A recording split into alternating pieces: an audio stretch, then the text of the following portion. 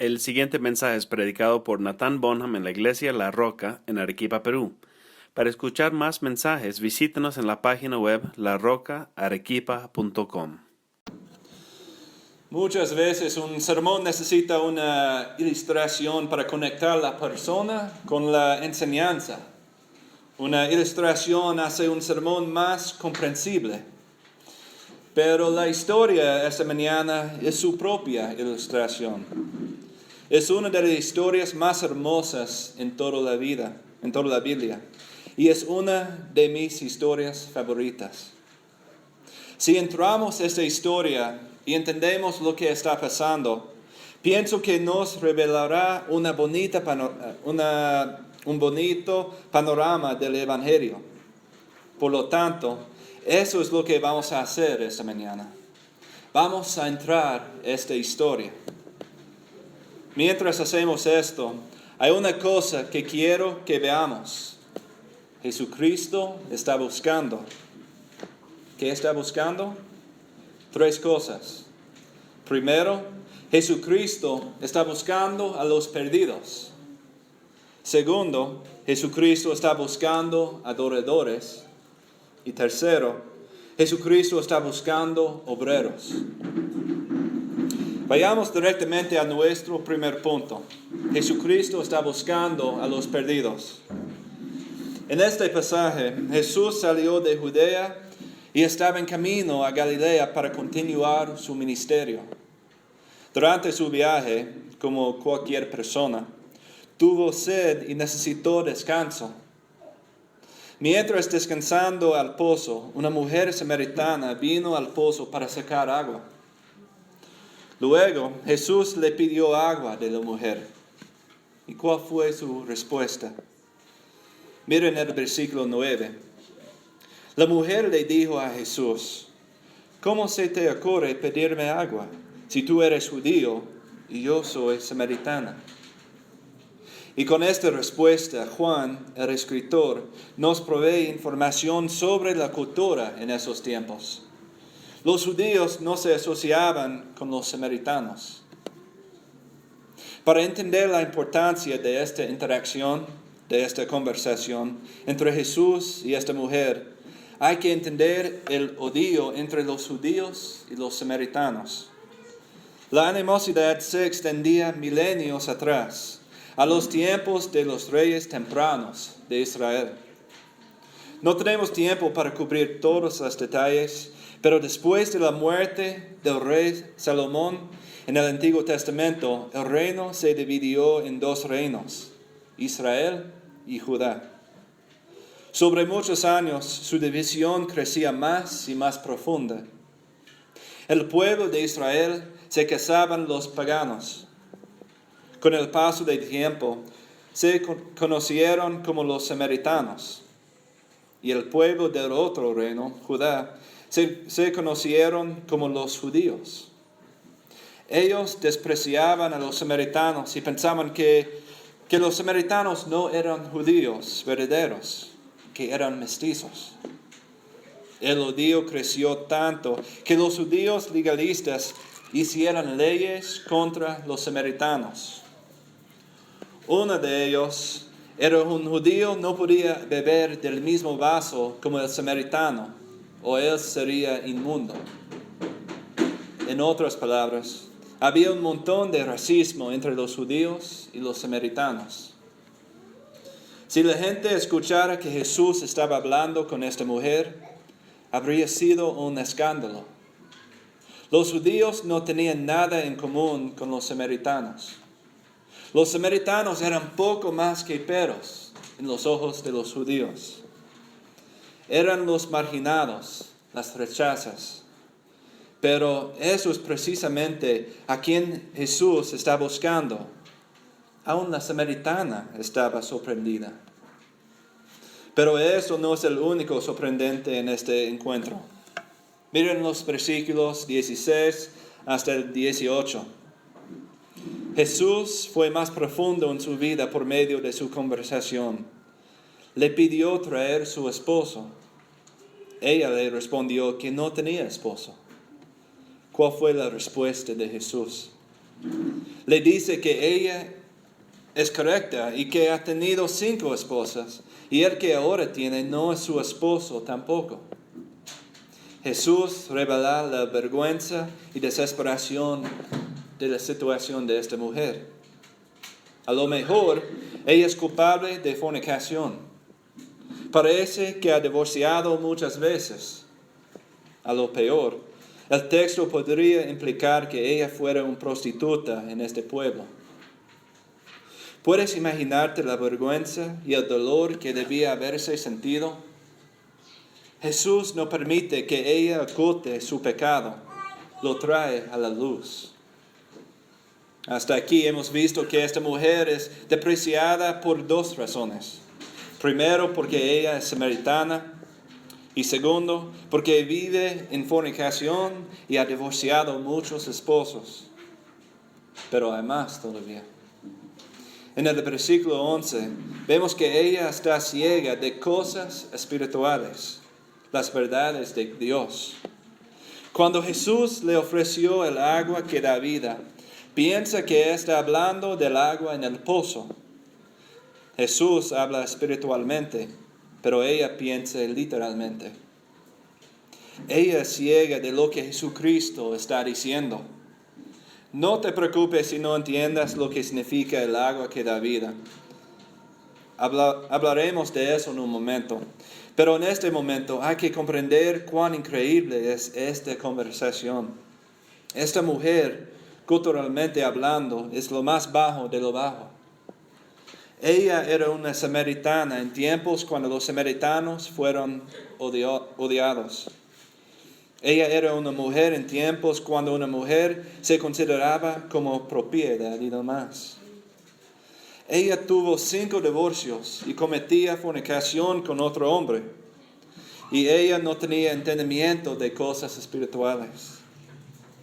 Ella estaba quebrantada porque quién era, lo que había hecho y lo que creía.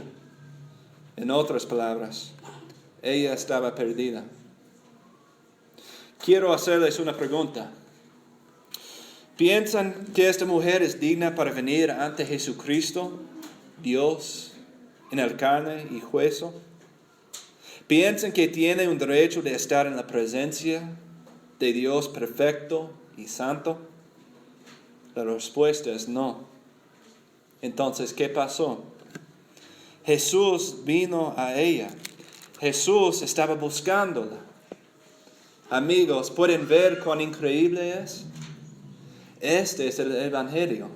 Jesucristo está buscando a los que están quebrantados, a los despreciados, a los desesperados y a los que están sufriendo. Amigos, Jesús está buscando a ti y a mí. Jesús está buscándonos. Somos pecadores, somos perdidos. Pero a pesar de nuestro pecado y vergüenza, Jesús nos está buscando. ¿Y qué hace Jesús? Jesús ofrece agua, el agua que da vida. ¿Qué es agua que da vida? Este pasaje nos dice 3 cosas. Primero, en el versículo 11, vemos que esa agua es agua que viva. Y segundo, en el versículo 13, vemos que esa agua satisface. Y tercero, en el versículo 14, vemos que esa agua es eterna. ¿Qué significa que esa agua da vida? Obviamente todos necesitamos agua para vivir. Podemos sobrevivir más tiempo sin comida que sin agua. Arequipa es un desierto, entonces entendemos la importancia de agua, ¿cierto? Pero esta agua tiene una significancia espiritual también. Para entenderlo, hay que entender la importancia de agua espiritual en el Antiguo Testamento. Ojalá tuviéramos tiempo para estudiar todas las referencias, pero solo tenemos tiempo para ver unas. Primero, vemos que el agua espiritual es la salvación. En Isaías leemos esto: con alegría sacarán ustedes agua de las fuentes de la salvación. Entonces esta agua nos da vida porque nos da la salvación. En Jeremías 2 dice, dos son los pecados que ha cometido mi pueblo. Me han abandonado a mí, fuente de agua viva, y han cavado sus propias cisternas, cisternas rotas que no retienen agua. Este versículo dice que Dios mismo es la fuente de agua viva. Es solo en Dios que encontramos la salvación y por eso que encontramos la vida. Segundo, vemos en el versículo 13 que esta agua nos satisface. El que beba de esta agua de Jesucristo no tendrá sed jamás. Tú y yo no podemos comprender esto. No podemos imaginarnos lo que se sentiría al sed jamás. No podemos vivir más de unas horas sin tener sed. Pero esta agua, el agua que está viva, quitará nuestra sed. No solamente una sed física, pero satisfará cada sed, hambre y deseo que tengamos nosotros. En Apocalipsis leemos esto. Porque el Cordero que está en el trono, quien es Jesucristo, los pastoreará y los guiará a fuentes de agua viva. Y Dios les enjugará toda lágrima de sus ojos. Esta agua satisfará cada deseo y necesidad que tengamos. No más hambre, ni sed, ni dolor, ni tristeza, ni enfermedad. Seremos satisfechos. Pero no es una satisfacción como si hayamos acabado de comer una comida grande. Porque ¿qué pasó cuando comemos una comida grande? Estamos satisfechos por unas horas y luego tenemos hambre otra vez. Pero no es así con esta agua. Esta agua es eterna. Lo vemos en el versículo 14. Esta agua nos satisfará para toda eternidad. No debemos pensar en esta agua como un vaso que bebemos solo una vez y estamos satisfechos para siempre. Más bien es como un río constante. Este río nos dará agua viva para siempre porque Dios estará con nosotros para siempre. Recuerden las palabras de Salmo 1. Dichoso el hombre que no sigue el consejo de los malvados, ni se detiene en la senda de los pecadores, ni cultiva la amistad de los blasfemos, sino que en la ley del Señor se deleita, y día y noche medita en ella. Es como el árbol plantado a la orilla de un río que cuando llega su tiempo da fruta, y sus hojas jamás se marchitan. Todo cuanto hace prospera. Entonces, ¿qué es esta agua viva? En este pasaje en el Antiguo Testamento vemos que es la salvación, es la palabra de Dios y es Dios mismo. Y por eso, esta agua da vida, nos satisface y es eterno. Jesucristo está buscando a los perdidos, no para condenarlos, sino para ofrecerlos esta agua viva, para ofrecerlos vida eterna. Queridos amigos, Cristo está buscándote. Te ofrece agua que da vida. Escuchen la promesa de Dios en Isaías 55. Vengan a las aguas todos los que tengan sed. Vengan a comprar y a comer los que no tengan dinero. Ponga su fe en Jesucristo. Te dará la vida, te satisfará y será eterno. Pero la salvación no es el fin. Cristo no está buscando a los perdidos solamente para salvarlos, pero está buscando adoradores. Esto nos trae al segundo punto. Después de hablar con la samaritana sobre sus 5 esposos y su corriente situación, la mujer cambió el tema. La samaritana hizo una observación obvia. Ella dice, Señor, me doy cuenta de que tú eres profeta. Con este entendimiento, cambio el tema a la adoración. También en esta conversación, ella nos reveló algo más acerca de la división entre los judíos y los samaritanos. Su odio era tan profundo que adoraban en lugares diferentes. Antes de la división de los reinos, todo Israel adoraron en el templo en Jerusalén. Ese es el templo construido por el rey Salomón. Después de la separación, los judíos adoraban en el templo, pero los samaritanos adoraban en otro sitio. La montaña se llama Gerizim. Por su rebelión y pecado, el pueblo de Dios estaban separados y su adoración estaba quebrantada. Pero a pesar de esta situación triste, Jesucristo vino para traer curación y restauración. Miren los versículos 23 y 24. Jesús dice: pero se acerca la hora y ha llegado ya en que los verdaderos adoradores rendirán culto al Padre en espíritu y en verdad, porque así quiere el Padre que sean los que le adoren. Dios es espíritu, y quienes los adoran deben hacerlo en espíritu y en verdad. Jesús nos dice que su Padre está buscando adoradores verdaderos. No busca personas que adoran en una montaña o en el templo. Busca a los adoradores que lo adoren en espíritu y en verdad. Dice que adoradores verdaderos le adoran en espíritu y en verdad. ¿Y qué quiere decir? Creo que debemos pasar un poco tiempo estudiando estas dos cosas, porque muchas veces hay confusión con este asunto. Primero, debemos adorar en espíritu. Esto no significa que solo adoradores verdaderos bailan en los pasillos. No significa que solo los adoradores verdaderos levantan sus manos durante la alabanza. No significa que solo adoradores verdaderos hablan en lenguas. Adorador a Dios en espíritu no es definido por las cosas externas que hacemos. Adorador en espíritu pertenece al corazón. Adorar a Dios en espíritu significa que hemos sido salvos, que hemos recibido el agua que da vida eterna en Jesucristo. Nuestra adoración y alabanza fluye de nuestros corazones que se cambiaron, corazones que han sido salvos por Jesucristo. Por lo tanto, al adorar a Dios, le adoramos porque tenemos el Espíritu Santo en nosotros.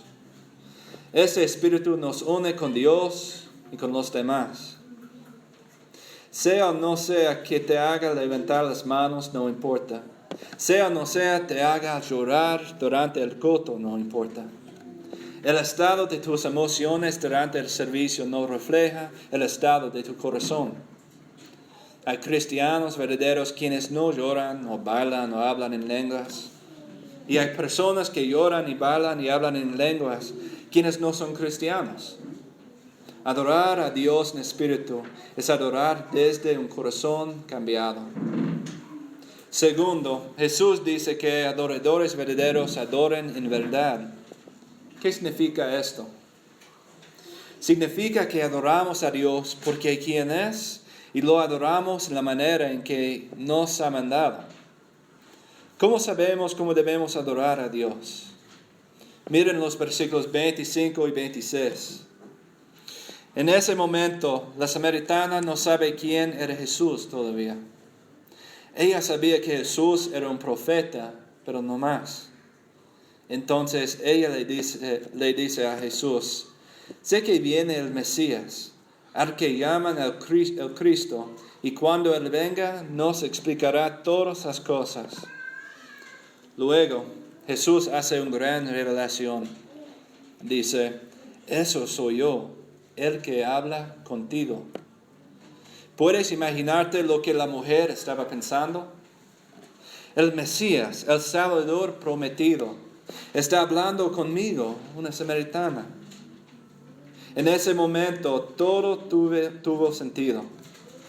Por eso este hombre supo de su pasado. Por eso este hombre supo su situación presente. Él está aquí para librarla del pecado. Y en ese momento ella entendió quién era Jesús. Sus ojos se abrieron.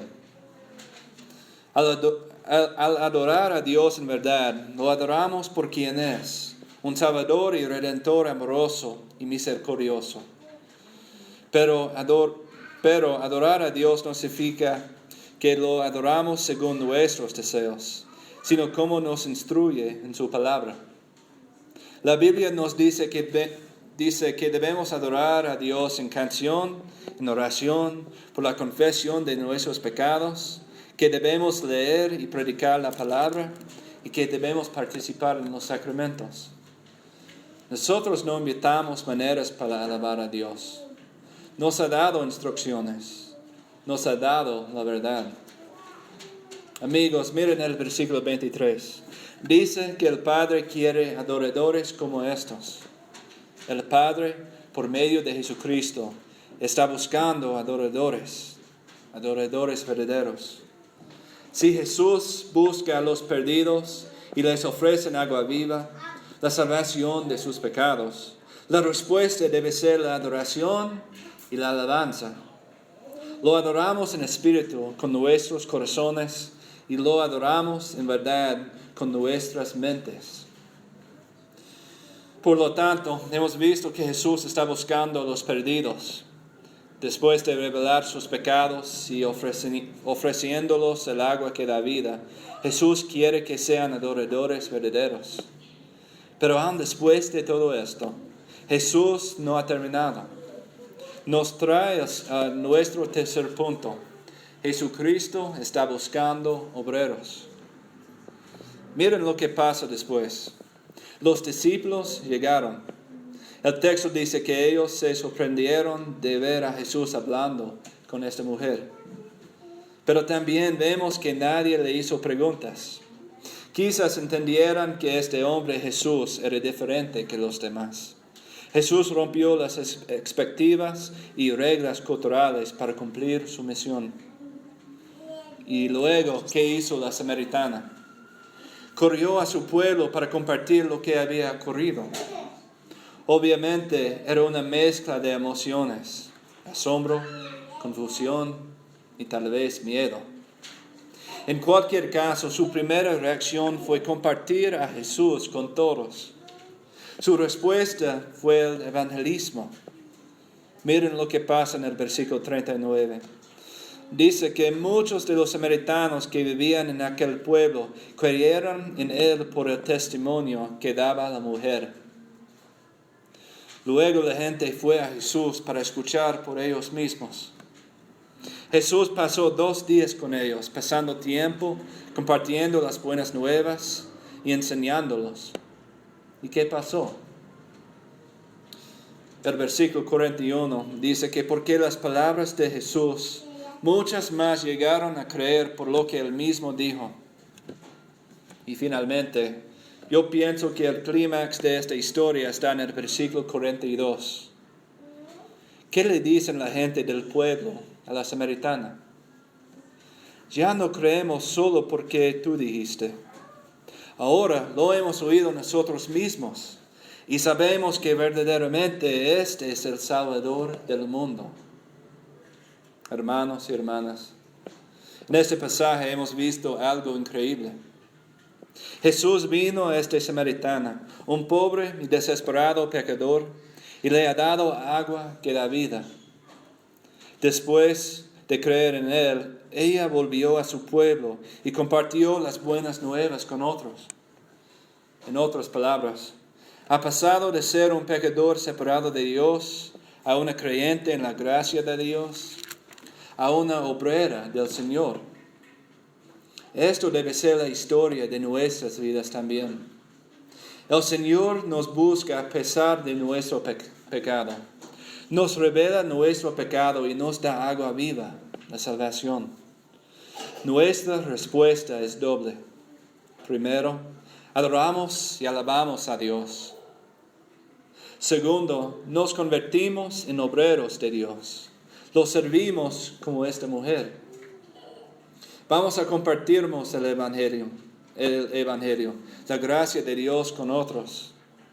No tendremos siempre las palabras correctas ni las respuestas de todas las preguntas, pero eso no es nuestro trabajo. Nuestro trabajo es compartir el amor y la verdad de Cristo es apuntarlos a Cristo. Eso es lo que hizo la mujer. No salvamos a nadie. Jesús hace eso. La misión para cada cristiano está en el versículo 42. Personas deben decirnos, al inicio yo creí porque tus palabras, pero ahora creo porque lo he oído mismo y sé que Cristo es el Salvador del mundo. Como un cristiano, yo deseo escuchar estas palabras de alguien. Compartimos el Evangelio no para traernos la gloria, más bien para traer la gloria a Dios. Somos los buques y no más. Somos signos que apuntan a Cristo. Este es el pan diario para el cristiano. Hay una conversación interesante entre Jesús y sus discípulos cuando la samaritana estaba compartiendo las buenas nuevas. Empezando en el versículo 31, leemos que los discípulos quieren que Jesús coma algo. Jesús les responde que tiene comida que ellos no conocen.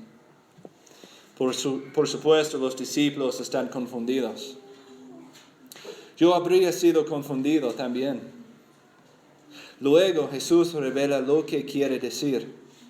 Dice que su comida es hacer la voluntad del Padre y terminar su obra.